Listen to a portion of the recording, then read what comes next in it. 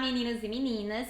Iremos iniciar agora a nossa aula 11 de Programação Estruturada e Orientada a Objetos. Na aula passada, nós iniciamos pelas matrizes, em que vimos essa estrutura trabalhada na linguagem de programação Java.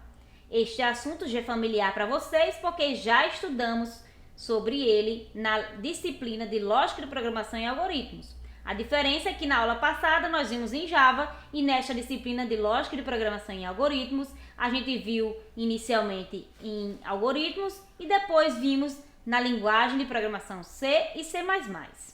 Na aula passada nós também vimos manipulação de strings com a comparação de strings.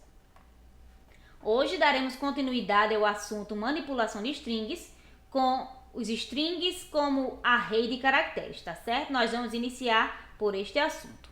Então, uma string pode ser vista como uma sequência de caracteres, ou seja, um array de caracteres. Então, aqui podemos observar um programa que imprime o texto de forma inversa, como vocês podem perceber bem aqui, tá certo? Nós temos o uso da função toChar_array, que é esta aqui, que essa função é aplicada a uma variável do tipo string, que no caso é nome1, que foi declarada, tá certo? Bem aqui. E seu retorno é um array de caracteres que forma o texto original. Então, esta conversão de string para array, porém, não é muito comum, pois existem funções que trabalham diretamente com strings e que simulam esse comportamento de array. Então, vamos observar no código agora como podemos construir o mesmo programa apenas usando strings, certo? Então, aqui nós temos a presença de duas funções, length e char_at, certo? Como podemos observar aqui e aqui. Então, a primeira dessas funções, que no caso é a length, retorna o tamanho da string, ou seja, a quantidade de caracteres que ela possui.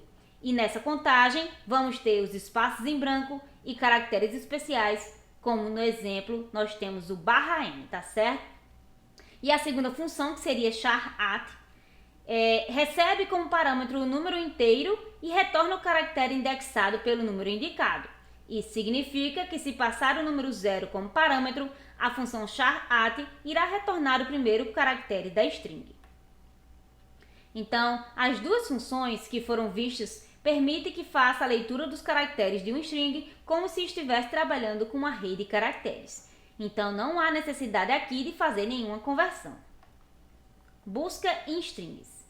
Muitas vezes queremos verificar se um determinado texto contém uma palavra ou se inicia ou termina em outra. Então, agora vamos observar este código aqui, certo? E nós temos a presença do uso da função indexOf, como vocês podem observar, que recebe um caractere como parâmetro e retorna a posição da primeira ocorrência deste caractere no texto, que é representado no exemplo pela variável nome1, tá certo? Então, caso o caractere não exista, a função vai retornar o valor -1. Então, podemos verificar se existe mais de uma ocorrência. E aqui no exemplo, nós temos que o programa faz uso de duas variáveis, uma chamada início e outra chamada de posição. Tá certo? Então, a primeira variável é usada para indicar a partir de qual posição devemos buscar o caractere na string. Por isso, é inicializada com 0, o primeiro índice válido. Já a variável posição indica a localização do último caractere e ponto encontrado. Ela é inicializada com o retorno da função indexOf, ou seja, com o índice da primeira ocorrência do caractere procurado. Em seguida, temos um laço que verifica se o início é maior ou igual ao tamanho da string, ou se o valor da variável posição é -1. Certo? Então, caso a execução do programa entre no laço, isso significa que a variável posição tem um índice válido do caractere procurado.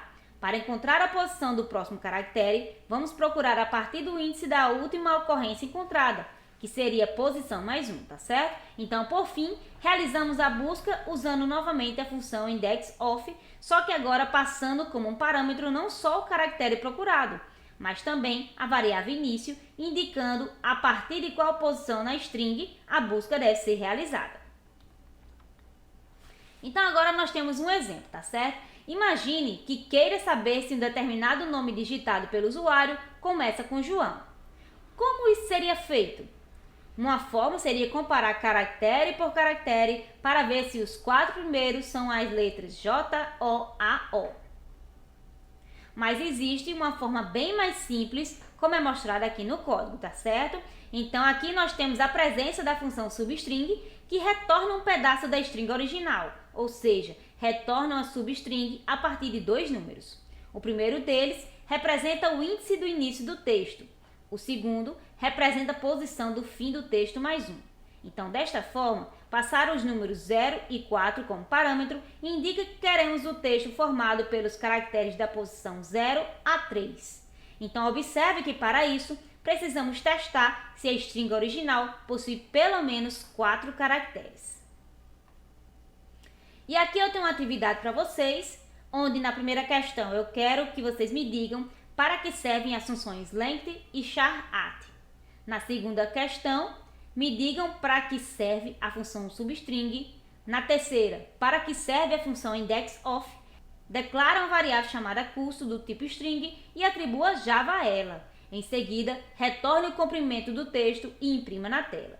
Quinta questão, apresente na tela quem é o caractere que está na posição 0, 1, 2 e 3 da string Java.